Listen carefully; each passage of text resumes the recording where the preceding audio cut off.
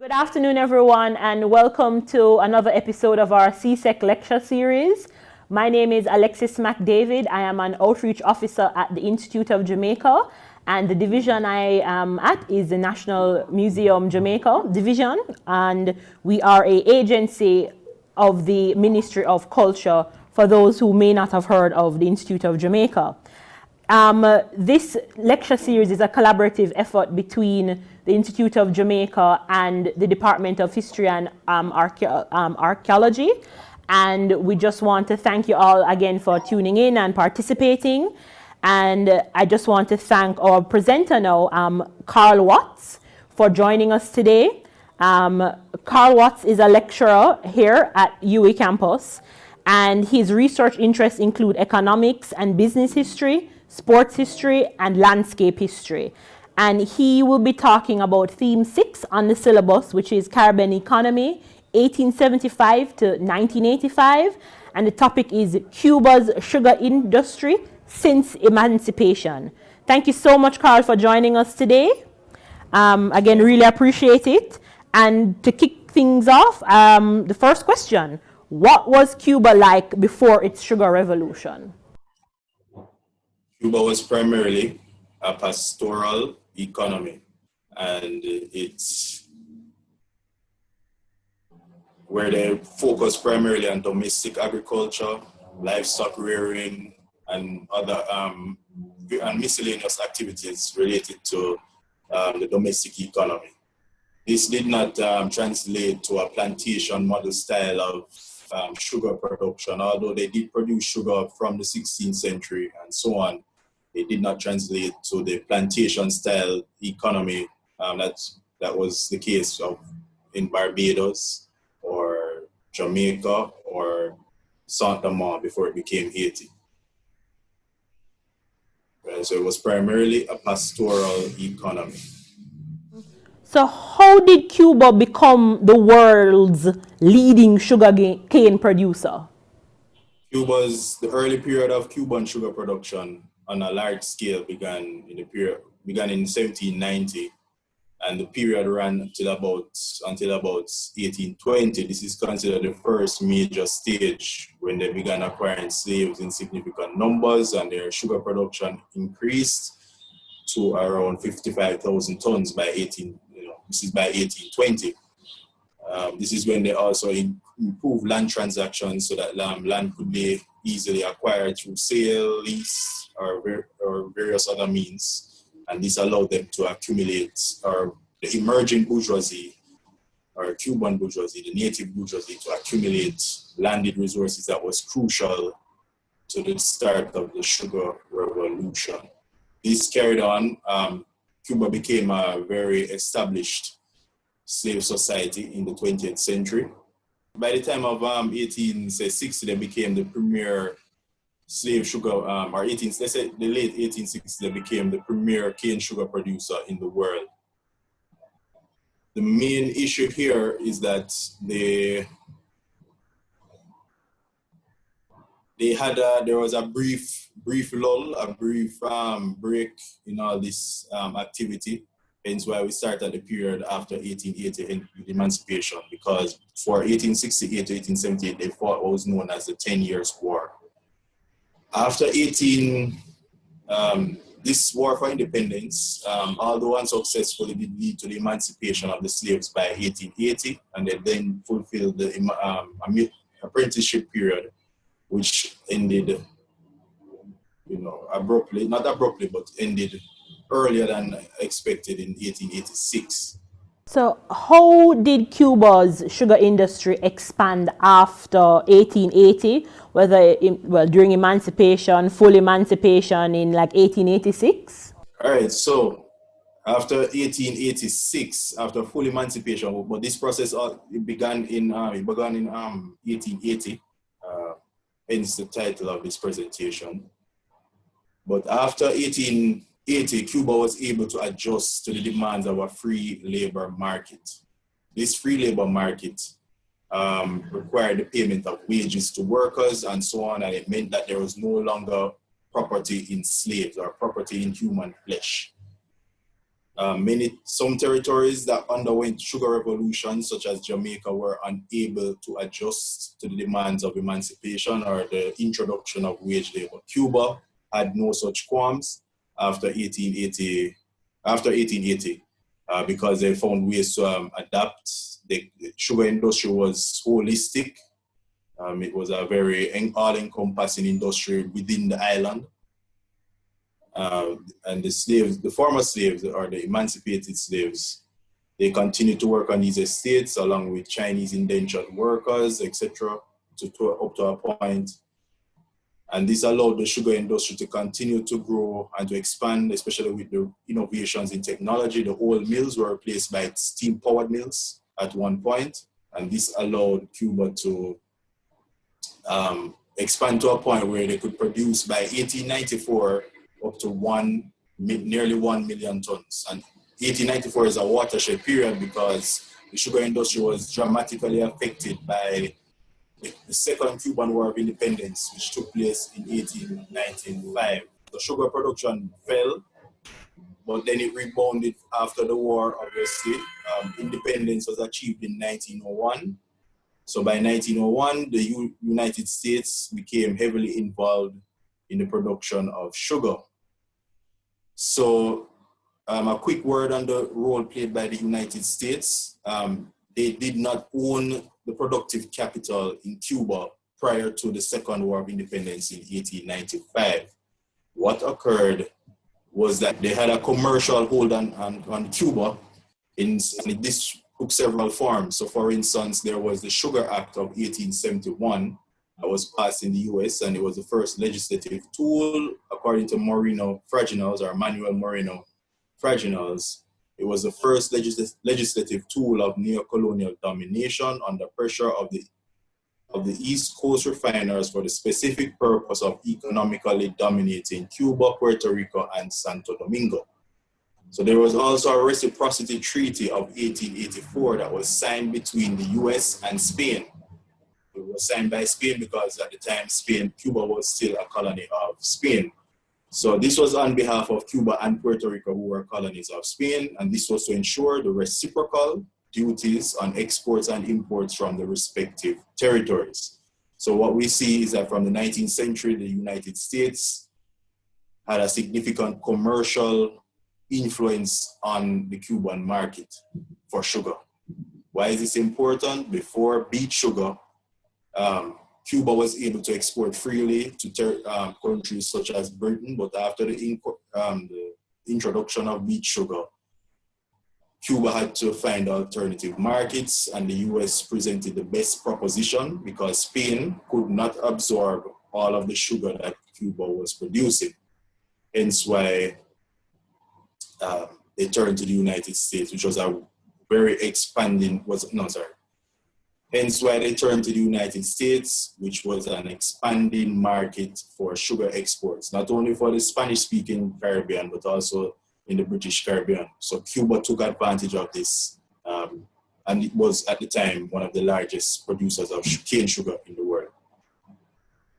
Right, so after independence, one major positive by 1898, however, one thing that needs to be borne in mind is that 93.5% of the sugar mills belonged to Cuban and Spanish capital, and only 6.5% belonged to foreigners, including US citizens. This would radically be overturned following the Cuban War. This would radically be overturned following the Spanish-American War, or if you prefer, the Cuban War of Independence, which ended in 1898.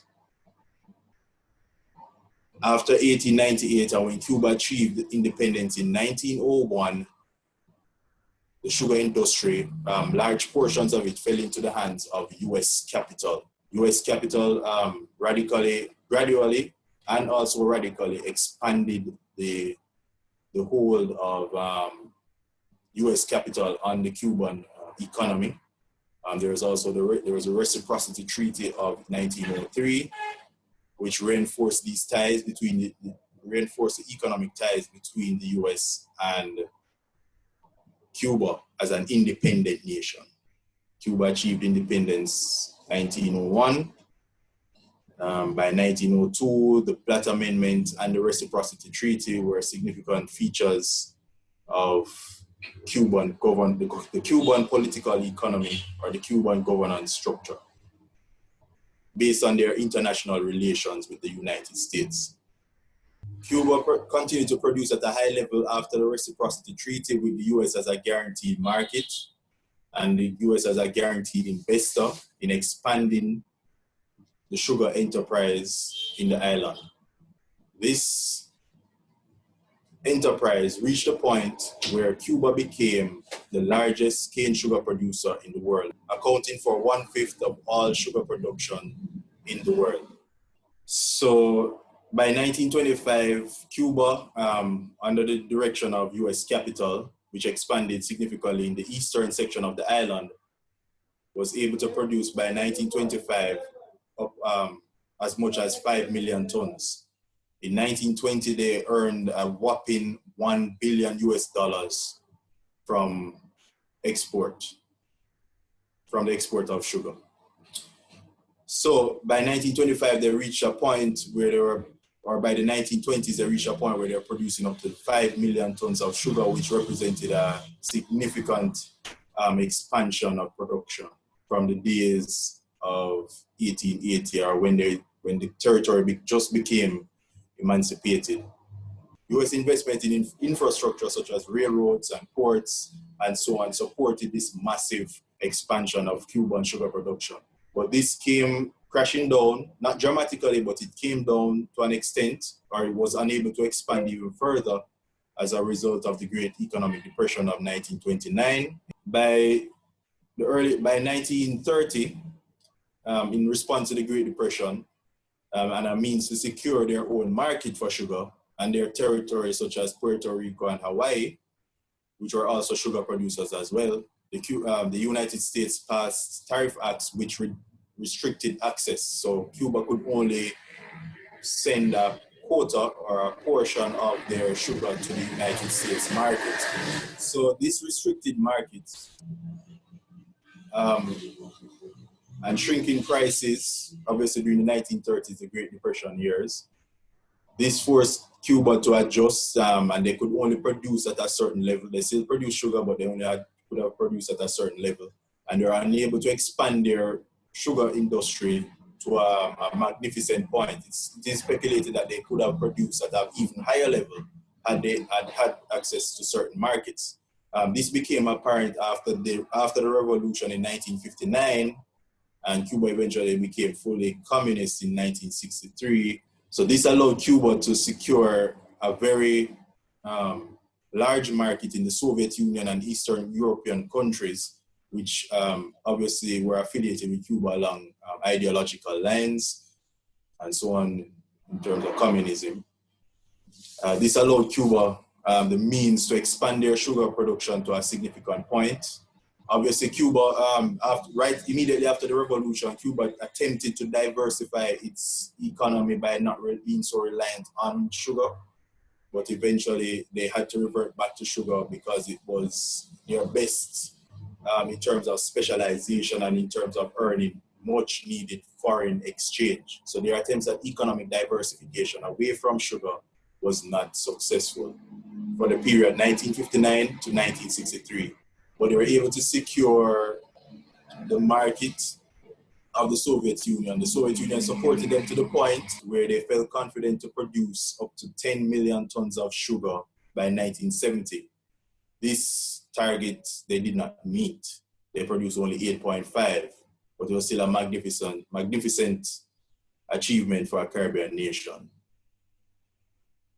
After the 1970s and under the Soviet Union, Cuban sugar expanded even on a more consistent and a more reliable basis, in the sense that Cuban sugar was allowed the opportunity to produce and expand without the pressures of performance or the demand to make foreign exchange, in a certain sense, because of the guaranteed support of the Soviet Union and their favorable prices that they would guarantee the Cubans from 1973 up until the 1980s.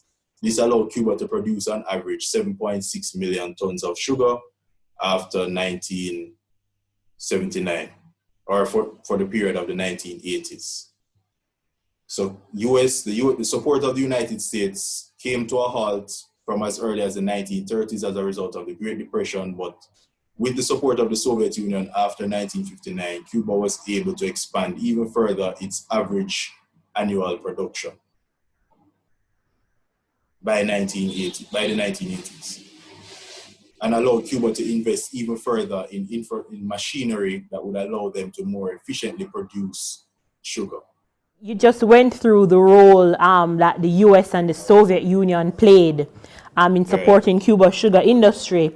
So what lessons can Caribbean people learn from the growth of Cuba's sugar industry? Okay. The Caribbean historically has long been associated with sugar from the days, or the production of sugar from the 17th century. Yes, we did produce in the 15th century, but in terms of the plantation style of production, or the plantation economic style of production, the Caribbean has long been associated with the production of sugar on a large scale historically, since Barbados led its first revolution in the 1640s. This revolution continued and spread to territories such as Jamaica and Saint Domingue, which eventually became Haiti, who were known as the leading producers of sugar for the 18th century. So Cuba remained, since the 19th century, one of the world's major sugar producers for nearly 200 years, as in international producers. So while its economy was not as large or as grand, as a sugar producer, Cuba was considered a giant and a world leader in sugar production, a position that was once held by Jamaica and Saint Domingue in the 18th century. The lessons we can take from this is that in terms of specialization and in areas of free trade and so on, the fact that Cuba was able to produce at such a high level and to reduce the cost of production to a point that allowed it to be so competitive on the world market was a lesson for other territories that were unable to adjust to the growing demands of the world market, especially with the advent of beet sugar. Cuba carried the torch very well, but this was facilitated obviously by the support of great powers such as the United States and the Soviet Union. Whereas other territories fell by the wayside in terms of sugar production, or they had to diversify their product, Cuba was able to maintain this high level of production, monocultural production of sugar, which allowed it to stay afloat as a major Caribbean economy, even though other activities, obviously, such as tourism, urbanization, the expansion of government, that allowed Cuba as an independent nation to thrive. But sugar remained for such an extensive period its primary foreign exchange earner. All right, so this allowed Cuba for several centuries to continue flying the torch for the Caribbean from the days of the 17th century as one of the world's leading sugar producers. Obviously, in the 1990s, this went down and Cuba lost that reputation, and with it, the Caribbean. So Cuba, in terms of studying the last thing to say or to note is that in the study of sugar production in the Caribbean, or its historical value in terms of the appreciation of the extent that the Caribbean could produce sugar on a large scale, one has to bear in mind the significant advances made by Cuba during the 19th and obviously the 20th century. So Karl, do you have any final thoughts about the theme that we're exploring today? Okay, all right. This theme, the Caribbean society, Caribbean economy and so on, since 1875 to 1885, that covers obviously a century. What we can take from this theme generally is that the Caribbean has made strides, or did in this period for 1875 to 1885, the Caribbean made significant strides in diversifying itself in terms of or diversifying the economy away from sugar, which was the dominant dominant commodity that was produced in the Caribbean territories for the period 1875 to 1885 made significant strides in diversifying their economies, where they no longer became so reliant on sugar production. They moved into other areas such as industrialization. This is the case of the Dutch Antilles or the Netherlands Antilles, the ABC Islands in particular, which turned to oil refining in the 1930s. There's a case of mining in the likes of Suriname, Jamaica, the petroleum industry, which took off in Trinidad. And also, even in the sphere of agriculture, other territories are able to diversify. So, for instance, Jamaica became a prominent banana producer. Trinidad became proficient in producing cocos. And there were other territories, even though sugar was still a major crop, the other territories had to find new markets to keep afloat. So, for instance, the British Caribbean had to become ever more reliant on the Canadian market for sugar, and so on. But regardless of all this and the development of manufacturing took off in the likes of Cuba, territories such as Cuba, Trinidad, Jamaica, even though it's hard to believe that Jamaica had such a prominent manufacturing industry, but we still have legacies of that to this day in terms of our food and beverage sector, for instance, that is still prominent now in our current society, in the Jamaican society, that is. So for this period, 1875 to 1985, there was a significant move away from sugar as a dominant or the major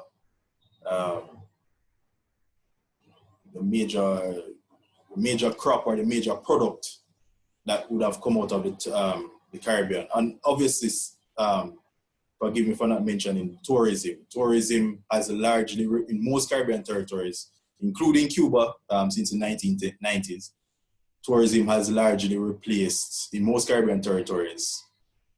And this began earlier in territories like the Bahamas, Jamaica, and Cuba always had tourism, but it wasn't as dominant as sugar up until the 1990s. But tourism eventually, or has become, and other services that Caribbean territories normally offer, have become the dominant foreign exchange earner in the Caribbean. This is a process that began from the 1930s, with the Bahamas, Jamaica, and Cuba, and then expanded to the point where all territories, or most territories, engage in some form of tourism as a major foreign exchange earner. And like I said, there were other forms of diversification within the agricultural sector and outside of it in the form of industrialization, and those other activities. Urbanization became prominent in the Caribbean after 1945, whereas before 1945, for instance, Havana would have been one of the largest cities, even though after 1945, there were several large cities with several hundred thousands of individuals. This was not the case before 1945. So eventually the Caribbean has radically expanded its economy in a certain sense, and it is no longer associated as it was during slavery and at some point under colonialism with the production of primarily sugar. But Cuba, we can take lessons from Cuba in the fact that they continue to produce sugar at a very high level, even up until 1985, when compared with other territories that moved beyond sugar at some point in time, when they realized that they were no longer competitive on the international market. So Cuba still remained competitive for various reasons until the 1990s when the Soviet Union fell. All right, well, thank you so much. I just want to, again, thank everyone for tuning in today. We can't thank you enough, Karl Watts, for coming in and participating on this Zoom lecture. And just to tell everyone, please subscribe and follow us on our social media platforms. The University of the West Indies Department of History and Archaeology, National Museum Jamaica, the Institute of Jamaica. As I said, subscribe and follow, and tune in for our next episode, which should be released shortly. All right, thank you. And thanks again, Karl.